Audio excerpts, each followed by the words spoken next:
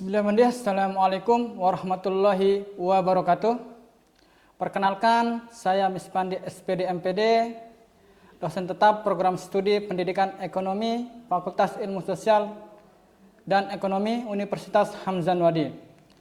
Saat ini saya dalam proses mengikuti sertifikasi dosen tahun 2025 yang diselenggarakan oleh Kemendikbud Saintek. Saya akan melaksanakan menyusun dokumen pernyataan diri dosen dalam unjuk kerja Tridharma Perguruan Tinggi atau yang disingkat dengan PDD UKT PT. Pada kesempatan ini saya akan memaparkan salah satu mata kuliah yang saya ampu, yaitu kurikulum dan pembelajaran. Saya mengajar kurikulum dan pembelajaran pada semester genap tahun akademik 2024-2025 dengan bobot 2 SKS dengan 16 kali pertemuan dalam satu semester. Dan mata kuliah kurikulum pembelajaran merupakan mata kuliah wajib pada program studi pendidikan ekonomi. Adapun deskripsi mata kuliah kurikulum dan pembelajaran membahas pertama pengertian, dimensi dan peranan kurikulum, landasan pengembangan kurikulum, sejarah kurikulum, komponen-komponen pengembangan kurikulum, organisasi pengembangan kurikulum, dan model pengembangan kurikulum. Setelah ujian tengah semester atau yang biasa disebut dengan UTS, pembahasan dilanjutkan dengan hakikat belajar, mengajar, dan pembelajaran, peta konsep teori belajar, pengenalan silabus dan perancangan rencana pembelajaran, dan strategi metode model pembelajaran dan praktik mengajar. Dan yang terakhir adalah ujian akhir semester. Perkuliahan ini diberikan melalui tatap muka, diskusi, dan presentasi. Metode yang saya terapkan bersifat aktif dan partisipatif, diantaranya adalah ceramah interaktif, diskusi, tanya jawab, dan pembelajaran kooperatif untuk membangun pemahaman konservatif mahasiswa agar mahasiswa mampu memahami, menguasai, dan terampil mengimplementasi teori, konsep, dan prinsip kurikulum dan pembelajaran. Untuk capaian pembelajaran meliputi CPL program studi. Yang pertama, CPL pertama, taat hukum dan disiplin dalam kehidupan bermasyarakat dan bernegara. CPL kedua, menunjukkan sikap bertanggung jawab atas pekerjaan di bidang keahliannya secara mandiri. CPL ketiga, mampu menerapkan pemikiran logis, kritis, sistematis, dan inovatif dalam konteks pengembangan atau implementasi ilmu pengetahuan dan teknologi yang memperhatikan dan menerapkan nilai humaniora yang sesuai dengan bidang keahliannya. CPL keempat, mampu mengambil keputusan secara tepat dalam konteks menyelesaikan masalah di bidang keahliannya berdasarkan hasil analisis informasi dan data. CPL kelima, dalam dunia pendidikan mampu menguasai teori belajar, prinsip pembelajaran, pendidikan ekonomi, koperasi, akuntansi, dan manajemen keuangan atau pemasaran serta perpajakan yang efektif. CPL yang keenam, dalam dunia pendidikan diharapkan lulusan memiliki pengetahuan dan keterampilan dalam memilih, menggunakan, dan mengembangkan asesmen dalam pembelajaran pendidikan. Dan CPL ketujuh, dalam dunia pendidikan menguasai materi struktur, konsep, metodologi, dan pendukung keilmuan yang mendukung pembelajaran pendidikan ekonomi, koperasi, akuntansi, dan manajemen di SMA atau SMK. Dan CPL yang ke-8, mampu mengelola sumber daya manusia, organisasi, mengkomunikasikan hasil pengolahannya secara bertanggung jawab, menguasai matematika komputer, instrumentasi untuk pendukung pemahaman pembelajaran ilmu ekonomi. Dan yang terakhir, menguasai konsep pola pikir dan perkembangan strategi belajar mengajar ekonomi berdasarkan fenomena sosial terkini. Adapun kemampuan akhir capaian pembelajaran mata kuliah atau CPMK. Yang pertama, CPMK pertama, mahasiswa mampu memahami dan memiliki wawasan tentang dimensi, fungsi, dan peranan kurikulum.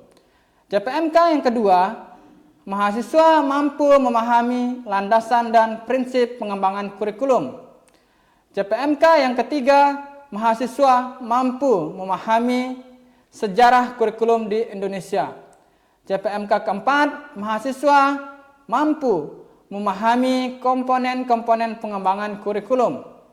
Dan CPMK yang kelima, mahasiswa mampu menguasai konsep model pengembangan kurikulum. CPMK yang ketujuh, mahasiswa mampu memahami hakikat belajar, mengajar, dan pembelajaran. CPMK yang kedelapan, mahasiswa mampu memahami peta konsep teori belajar. CPMK ke-9, mahasiswa mampu memahami silabus dan perancangan pelaksanaan pembelajaran. CPMK ke-10, mahasiswa mampu memahami strategi, metode, dan model pembelajaran. Dan CPMK yang 11 atau CPMK yang terakhir mampu mengimplementasikan dalam simulasi praktik mengajar. Untuk pembelajaran atau untuk media pembelajaran yang saya gunakan yaitu modul, RPS, PowerPoint, buku referensi, dan artikel ilmiah yang berkaitan dengan kurikulum dan pembelajaran di dalam pendidikan ekonomi. Untuk penilaian pada mata kuliah ini ada beberapa komponen penilaian, yaitu pertama, kehadiran dengan bobot 15 SKS, partisipasi dengan bobot 15%, tugas itu bisa berupa tugas individu dan kelompok dengan bobot 20%. Yang keempat, UTS itu dengan bobot 25%, dan yang terakhir adalah UAS dengan bobot 25%. Penilaian ini dilakukan secara objektif berdasarkan indikator seperti ketepatan dan penguasaan tugas atau materi, partisipasi aktif, serta kemampuan dalam simulasi praktik mengajar. Dengan pendekatan pembelajaran ini, saya berkomitmen untuk menciptakan pembelajaran yang berpusat pada mahasiswa sekaligus menyiapkan lulusan yang mampu berpikir kritis, adaptif terhadap perubahan, serta siap menghadapi dunia kerja. Baik, untuk berikutnya mari kita simak video pembelajaran terkait dengan pembelajaran kurikulum dan pembelajaran. Baik, bismillah, assalamualaikum warahmatullahi wabarakatuh. Waalaikumsalam warahmatullahi wabarakatuh. Oke, adik-adik, hari ini bagaimana kabarnya? Alhamdulillahirabbil alamin. Semangat ya. Oke. Baik, untuk hari ini kita melanjutkan pertemuan kita yang kelima terkait dengan komponen-komponen kurikulum. Yang minggu kemarin kita membahas terkait dengan landasan-landasan dalam pengembangan kurikulum. Nah, ini materi selanjutnya yang akan kita bahas untuk hari ini dalam pengembangan kurikulum. Baik.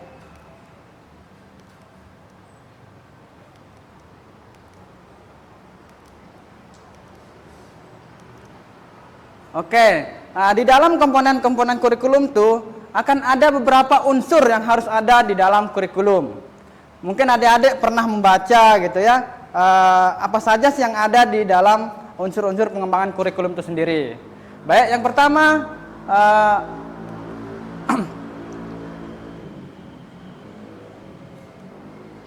yang pertama adalah tujuan. Yang kedua, di dalam pengembangan kurikulum itu adalah bahan pelajaran, gitu kan? Yang ketiga itu adalah proses pembelajaran. Nah, yang keempat itu adalah evaluasi di dalam kurikulum.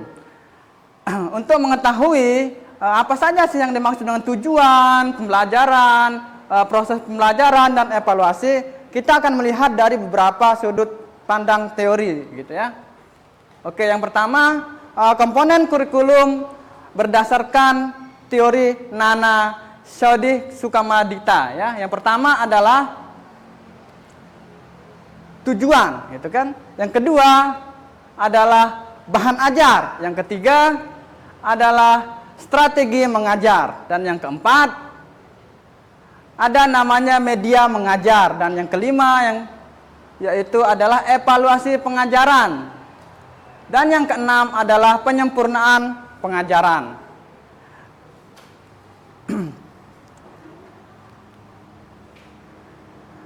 Apa sih tujuan itu? Mungkin adik-adik tahu gitu ya. Mungkin ada yang tahu, ayo silahkan.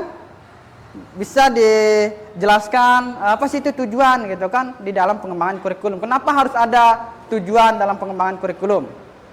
Ada yang tahu? Oke, kita bahas ya. Oke, yang pertama, tujuan adalah, ya kan, tujuan akan mengarahkan komponen kurikulum yang lainnya. Nah, ini adalah tujuannya adalah faktor utama yang harus ada di dalam kurikulum. Yang kedua, tujuan itu adalah kurikulum dirumuskan berdasarkan perkembangan, tuntutan, kebutuhan dan kondisi masyarakat. Yang ketiga, tujuan dibedakan menjadi 3 kategori. Yang pertama adalah kognitif, afektif dan psikomotorik. Kenapa harus ada yang 3 ini gitu kan? Ini kan kurikulum untuk pembelajaran di berbagai tingkat satuan pendidikan. Salah satu contoh di pendidikan tingkat menengah. Kognitif itu berkaitan dengan ilmu pengetahuan gitu kan? Pengetahuan terkait dengan teori gitu kan? Yang kedua, afektif terkait dengan sikap. Dan yang ketiga adalah psikomotorik terkait dengan keterampilan gitu ya. Ini harus ada di dalam pengembangan kurikulum. Yang selanjutnya, bahan ajar. Kenapa harus ada bahan ajar di dalam pengembangan kurikulum? Tentu di dalam pengembangan kurikulum itu adalah harus ada bahan ajar. Kenapa? Dikarenakan bahan ajarnya juga merupakan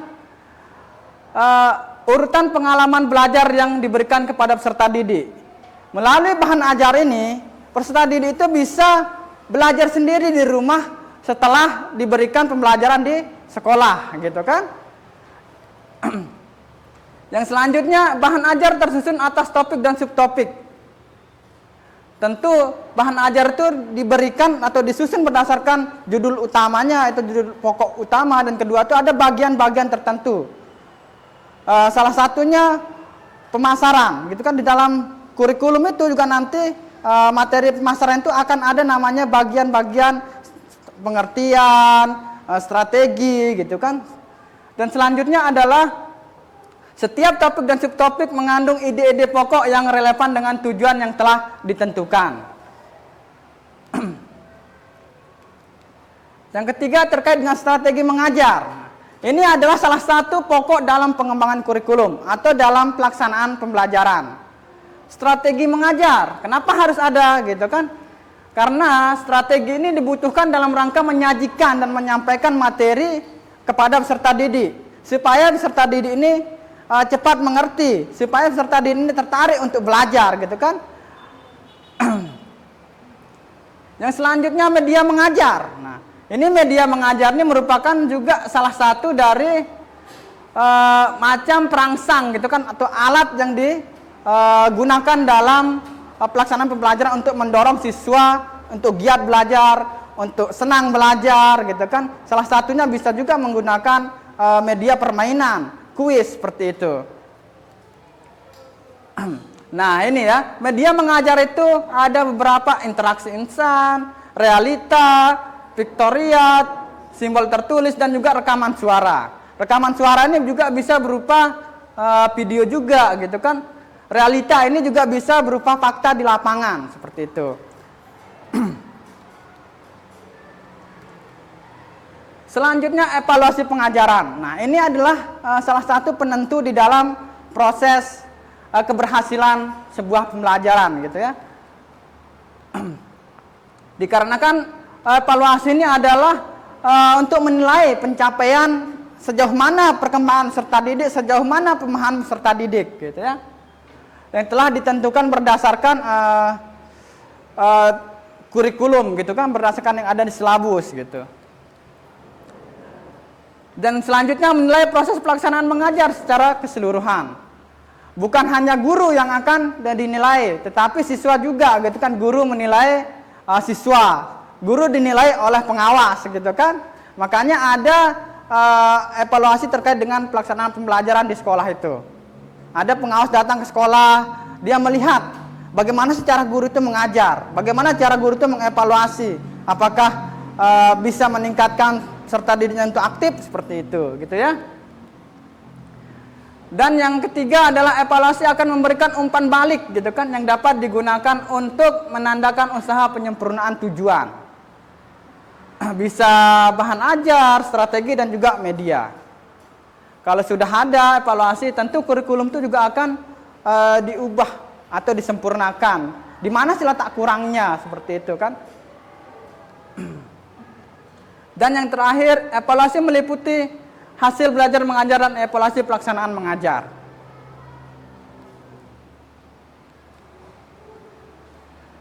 Penyempurnaan mengajar. Nah, ini gitu ya. Setelah evaluasi ada namanya penyempurnaan. Kenapa harus penyempurnaan? Kita harus melihat sejauh mana perubahan tujuannya, gitu kan. Apakah tujuan itu terpenuhi semuanya? Kalau tidak, maka perlu adanya perubahan terhadap tujuan, bahan ajarnya, strateginya bagaimana, gitu kan. Dan juga media ajar yang digunakan, apakah itu ideal atau sempurna untuk peserta didik. Penyempurnaan juga dilakukan dengan memperhatikan hasil evaluasi. Kita melihat evaluasinya, apa sih yang kurang, gitu kan. Bagaimana cara mengatasinya, gitu kan. Apa yang harus diberikan di dalam kurikulum itu, gitu kan. Kita melihat evaluasi, tentu kita akan memberikan solusinya juga, gitu kan. Di mana letak kekurangannya, itu yang akan kita perbaiki. Nah, ini dia penyempurnaannya. Setelah ada evaluasi, tentu tujuan baru apa, bahan ajar baru apa, strategi baru bagaimana, medianya juga harus baru, gitu kan. Oke, yang kedua, ini menurut Nana Sujana, gitu kan. Kita membandingkan dua teori, gitu ya. Di dalam kurikulum ada komponen yang pertama tujuan. Nah, ini kan juga sama, gitu kan. Tetapi ini kita melihat dari sudut pandang teori yang kedua. Dan yang kedua, di dalam kurikulum isi dan strukturnya bagaimana. Dan yang ketiga, strategi pelaksanaan. Dan yang keempat atau yang terakhir, evaluasi. Nah, ini lebih simpel lagi, gitu ya, dibandingkan dari teori yang pertama tadi. Nah, tujuan itu apa, gitu kan. Ini pada hakikatnya ada tujuan dari setiap program pendidikan yang akan diberikan kepada peserta didik. Apa sih tujuannya nanti, gitu kan, yang akan dicapai oleh masing-masing instansi pendidikan. Isi dan struktur kurikulum. Nah, pengalaman belajar yang harus diberikan kepada siswa untuk dapat mencapai tujuan pendidikan. Apa sih yang ada di dalam isi struktur kurikulum? Yang pertama itu kriteria pemilihan kurikulum. Nah, ini kriteria pemilihan kurikulum ini dasarkan pada tingkat pemahaman serta didik, psikologi serta didiknya, gitu kan. Tentu setiap kelas itu akan berbeda, gitu kan. Psikologi anak itu akan berbeda, pemahaman anak itu berbeda, sehingga di dalam kurikulum itu banyak sekali evaluasi atau revisi kurikulum. Kadang ada materi kelas 10 yang ditempuh semester ini, tahun depan pasti akan berubah menjadi ditempuh di kelas 11. Itu dikarenakan tujuan pembelajaran dan faktor psikologis pemahaman anak itu ada yang berbeda, gitu, seperti itu. Yang kedua, mata pelajaran sebagai isi. Nah, mata pelajar yang kedua, kriteria memilih pelajaran. Tentu pelajarannya juga diberikan kepada masing-masing instansi itu berbeda-beda mata kuliah. Kalau di pendidikan, kalau di sekolah tingkat menengah itu mata pelajaran namanya ya gitu. Ada ekonomi, ada sosiologi seperti itu. Dan yang terakhir adalah silabus pelajaran. Nah, ini ada silabus, ini ada salah satu panduan dalam menyusun RPP atau pelaksanaan pembelajaran. Kenapa harus ada RPP gitu kan? Di dalam RPP itu kita dianjurkan membuat tujuan pembelajaran, apa yang harus dicapai, materinya apa yang akan dikerjakan oleh siswa, sistem evaluasinya bagaimana, gitu kan? Sistem penilaiannya bagaimana? Itu ada sebuah rancangan atau perencanaan dalam pembelajaran. Kita menjadi seorang pendidik harus mempunyai sebuah RPP. Kalau mau dikatakan profesionalisme, maka kita juga harus menyiapkan administrasinya juga seperti itu. Nah, ini dalam prinsip-prinsip pengembangan isi kurikulum.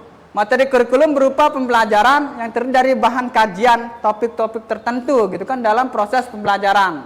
Yang kedua, materi kurikulum mengacu pada pencapaian tujuan masing-masing satuan pendidikan. Tentu kurikulum itu juga memiliki tujuan berdasarkan jenjang-jenjang tertentu. Tidak semua jenjang itu atau tidak semua pendidikan itu tujuannya itu sama gitu kan. Yang ketiga, materi kurikulum diarahkan untuk mencapai tujuan pendidikan nasional. Oke. Sejauh ini apa adik-adik bisa mengerti gitu ya? Apa yang saya jelaskan untuk hari ini? Oke. Yang selanjutnya, strategi pelaksanaan kurikulum. Bagaimana sih strategi dalam pelaksanaan kurikulum itu? Yang pertama, strategi pelaksanaan kurikulum memberi petunjuk bagaimana kurikulum dilaksanakan, gitu ya. Selanjutnya, di dalam strategi itu ada beberapa bagian. Nah, strategi pelaksanaan kurikulum. Pertama itu harus ada bimbingan dan penyuluhan. Ini ya, bimbingan ini dilakukan di setiap instansi pendidikan. Sebelum menggunakan kurikulum, perlu adanya penyuluhan dulu gitu kan. Pengenalan terkait dengan kurikulum yang akan digunakan di dalam satuan pendidikan yang akan datang. Yang kedua, tingkat dan jenjang pendidikan. Nah, ini ditentukan ya. Apa saja sih materi yang akan diperoleh di dalam jenjang-jenjang SMP, SMA seperti itu. Yang selanjutnya, proses belajar mengajar. Bagaimana prosesnya? Pelaksanaan yang harus diberikan. Yang selanjutnya adalah administrasi dan supervisi. Nah, ini seperti saya sampaikan tadi, harus ada administrasi sebelum kita melaksanakan pendidikan, gitu kan? Yang selanjutnya, sarana kurikulum, sarana kurikuler, dan selanjutnya adalah evaluasi atau penilaian. Tentu yang paling akhir itu adalah evaluasi atau penilaian. Yang keempat adalah evaluasi kurikulum. Kenapa harus ada evaluasi kurikulum? Yaitu dimaksud untuk menilai kurikulum sebagai program pendidikan yang menentukan efisiensi waktu, efektivitasnya untuk mencapai tujuan pendidikan. Sehingga kurikulum itu juga dikatakan fleksibel. Kenapa harus fleksibel? Karena guru diberikan wewenang untuk memilih materi yang akan diajarkan, metode dan media yang akan digunakan dalam sistem pembelajaran. Tentu setiap guru mempunyai metode dan media pembelajaran yang berbeda-beda gitu kan. Itu dilihat dengan kondisi peserta didiknya seperti apa. Tentu sekolah A peserta didiknya akan berbeda dengan sekolah B gitu ya. Sehingga pas evaluasi kurikulum di satuan pendidikan itu ada namanya di dalam MGMP itu akan memberikan pengalaman di masing-masing tempatnya mengajar gitu. Nah, ini dampak programnya apa, hasil outputnya, proses pelaksanaannya bagaimana, input program. Nah, ini yang pertama ya, input program. Apa yang akan ada di dalam kurikulum pembelajaran. Nah, proses pelaksanaannya bagaimana. Dan yang terakhir ada hasil atau outputnya. Yang terakhir adalah dampaknya. Apa sih dampaknya? Apakah berdampak positif ataukah berdampak negatif?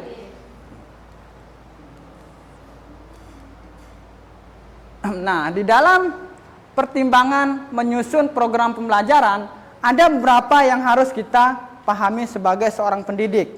Yang pertama, tujuan apa yang perlu dikuasai dan dipahami oleh siswa, gitu kan? Mengapa harus ada tujuan? Mengapa harus melihat yang perlu dikuasai oleh siswa itu? Pertama, merancang pembelajaran dengan menentukan tujuan pembelajaran berkaitan dengan pengetahuan. Yang kedua, keterampilan praktis atau sikap yang diinginkan berdasarkan identifikasi kebutuhan siswanya itu sendiri.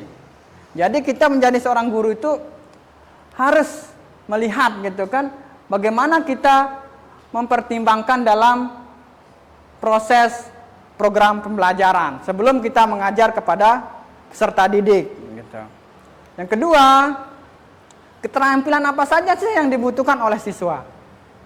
Kita harus juga melihat setelah tujuan, gitu kan? Kita melihat keterampilan apa yang akan dibutuhkan oleh siswa itu sendiri.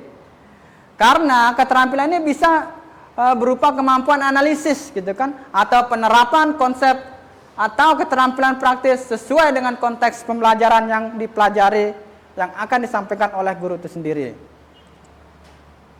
Dan yang ketiga, bagaimana cara kita mengetahui siswa itu menguasai dan memahami materi tersebut, gitu kan? Bisa dilihat dari sistem evaluasi yang jelas dan bervariasi seperti tes, tulis, gitu kan? Proyek apa sih yang diberikan, diskusi, dan juga presentasi sebagai kunci untuk memahami pemahaman siswa.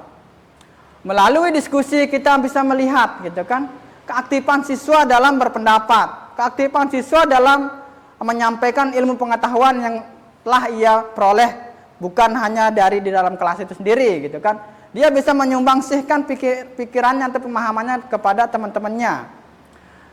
Presentasi ini juga bisa memberikan dampak yang positif terhadap peserta didik. Selain dia bisa mengasah kemampuannya untuk berbicara, dia juga bisa mempertanggungjawabkan apa yang ia peroleh pengetahuan di luar ataupun di dalam kelas itu sendiri.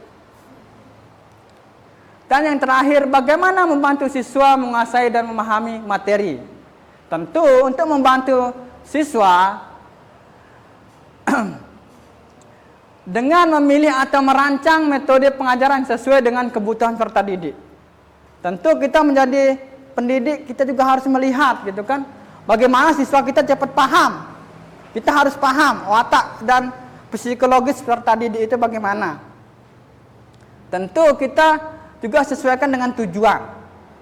Tujuan kita apa? Kalau kita meminta tujuan itu, siswa mampu menganalisis strategi pemasaran. Tentu kita juga harus melihat keterampilan peserta didik itu apa yang dibutuhkan. Bisa saja dengan kita memberikan dia praktik sekaligus teori seperti itu. Oke, itu terkait dengan materi kita pada hari ini. Semoga apa yang adik-adik pelajari hari ini bisa dipahami dengan baik. Sebelum kita akhiri pada kesempatan ini,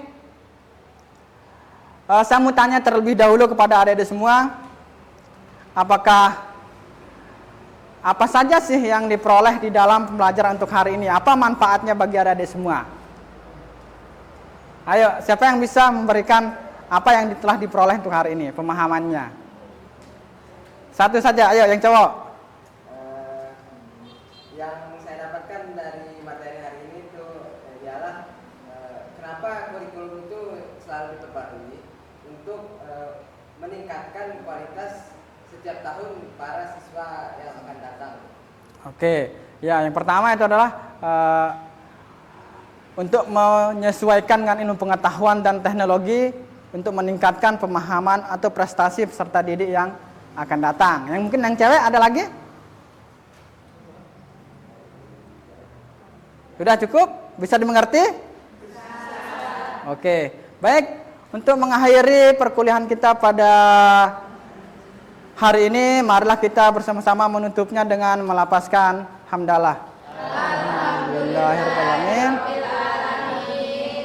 Sekian dan terima kasih. Assalamualaikum warahmatullahi wabarakatuh.